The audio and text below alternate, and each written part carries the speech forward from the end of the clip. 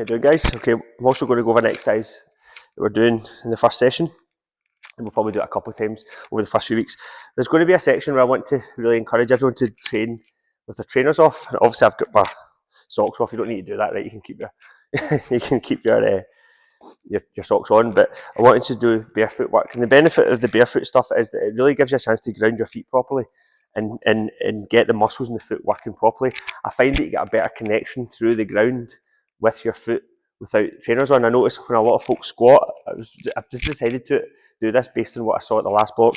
A lot of folk, their heels start to come up and they're probably not even aware of it, and they're not aware of it because there's a loss of connection between the foot and the ground because of the trainer. So what you're going to try and do, this is one exercise, you can practice this in the house with a pillow. You're just going to stand on the yoga block. Well, if you find it's too much in the yoga block or the index pads, you can do it on the floor to begin with. But what you're going to do is, all we're looking for, slight bend in the knee, okay? And then all we're going to perform here is a hip hinge, right?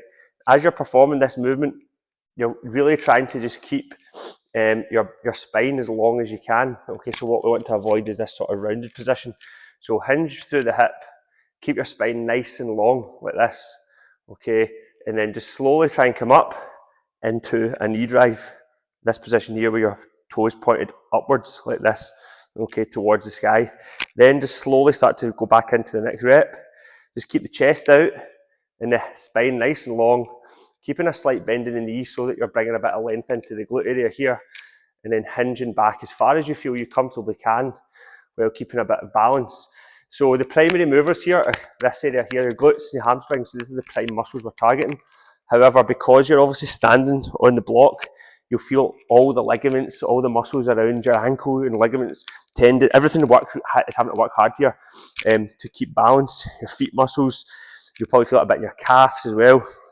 So I just think from an athletic development point of view and a movement point of view, everyone is going to benefit from doing a bit more of this kind of back to basics stuff. I'm trying to get that in my head from years gone by, back to basics, right, of some of the stuff that we used to always cover at the sessions, especially near the start. So give it a go, and it's going to be one of the, try this at home as well, that's going to be one of the key exercises you're going to try.